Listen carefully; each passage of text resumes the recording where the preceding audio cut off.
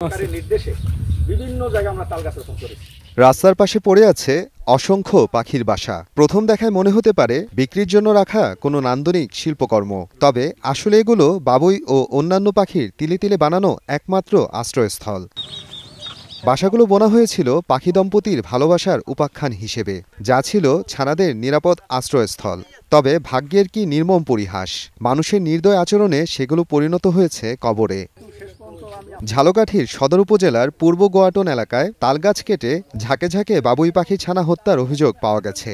মোবারক আলী ফকিরের মালিকানাধীন জমির তালগাছটিতে দীর্ঘদিন ধরেই ছিল শতাধিক বাবুই পাখির বসবাস। গাছে থাকা বাসাগুলোতে ছিল অসংখ্য ডিম ও ছানা। সম্প্রতি মিজানুর রহমান নামের এক ব্যক্তি গাছটি কিনে নেন। শুক্রবার বিকেলে সেই তালগাছটি কেটে ফেলা হয়, ফলে গাছটিতে থাকা ছানা ও ডিম ধ্বংস হয়ে যায়। নান্দনিক বাসা নির্মাণের কারণে শিল্পের কারিগর হিসেবে পরিচিত এই পাখি হত্যার ঘটনায় মর্মাহত এলাকাবাসী। কতিপয় আমাদের এইখানে এলাকার লোকজন দেখতেছিল যে একটা তালগাছ কাটা হচ্ছে। তালগাছটা আমরা আস্তে আস্তে সবাই দেখি এবং এটা বিভিন্নভাবে ভিডিওতে, ফেসবুকে, ইউটিউবে বিভিন্ন জায়গায় এটার ব্লগিংও আছে যে এটায় পাখির বাচ্চা আছে, বাচ্চা সহ এরকম, এবং আমাদের দেখতেও খুব ভালো লাগে এবং বেশ ভালো লাগে। শীতের সময়ও দেখতে খুব ভালো লাগে। তো ওর দেখলো কি হঠাৎ করে সেই গাছটাকে কাটতেছে। কাটার পরে যখন ওরা আসলো, ছুটে আসলো, আসার পরে বলতেছে ভাই এই গাছ দেখে যে প্রায় 70% কাটা হয়ে গেছে। তখন বলতেছে যে ভাই এই গাছটাকে কাইটেন না, আমরা এই গাছটা পাখিগুলো আছে ওরা মারা যাবে, আপনার গাছটা কাইটেন না। তো খুব যা ইচ্ছা তাই ব্যবহার করছে, এত খারাপ ব্যবহার করছে যেটা কল্পনার বাইরে, এবং মারামারির পর্যায়ে চলে গেছে। এখন ওরা যেহেতু বাচ্চা, ওরা যেহেতু সমাজের একটু উঁচু শ্রেণীর লোক না, ওদের কথাবার্তা কেউ শোনে নাই, না শুই না, তারা এই গাছটাকে একদম ওদের চোখের সামনে শোয়াই দিয়েছে। মুরব্বী কোয়ালিটির লোক, তো তাদের সাথে আমরা খারাপ ব্যবহার করি নাই, তবু গাছ কাটতে বাধা দিয়েছি, কিন্তু আমার কথা শুনে নাই, তারা গাছটি কেটে ফেলে এবং প্রচুর পরিমাণে পাখি আপনারা তো দেখতে পাচ্ছেন মারা গেছে।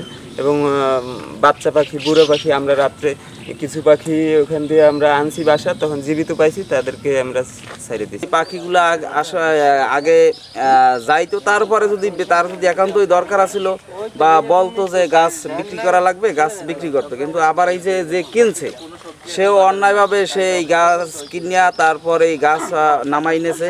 কত মানুষ এই তাল গাছটার নিচে আসে এই বাবুই পাখি দেখার জন্য, বাবুই পাখির শব্দ শোনার জন্য, ওখানে বসার জন্য। আমরা প্রায় ওখানে বসে বিভিন্ন রকম আলাপ আলোচনা করি, গাছগুলো দেখি, পাখিগুলো দেখি। এবং আপনি চাইলেও মানে শত কোটি টাকা খরচ করলেও 100 তাল গাছ লাগাইলেও আপনি ওখানে কিছু বাবুই পাখি এনে রাখতে পারবেন না। বাবুই পাখি এটা পিছন থেকে হয়ে আসে, ওরা অনেক আগে থেকে এখানে থাকে। ওখানে ওই যে তাল গাছগুলো, 2টা তাল গাছ, 1 বছর থাকে এই গাছটায়, পরের বছর থাকে ওই গাছটা। এ ব্যাপারে বন্যপ্রাণী সংরক্ষণ আইনে প্রয়োজনীয় ব্যবস্থা নেওয়া হবে বলে জানান উপজেলা নির্বাহী কর্মকর্তা। আমাকে কিছুক্ষণ আগে জানিয়েছে ফরেস্ট অফিসার, তাকে আমি পাঠিয়েছি, যে সে হয়তো সর্বশেষ পরিস্থিতি আমাকে জানালে আমরা ব্যবস্থা নেব। এ ঘটনায় জড়িতদের বিরুদ্ধে ব্যবস্থা নেওয়ার দাবি জানিয়েছেন স্থানীয়রা। সময় সংবাদ, ঝালকাঠি।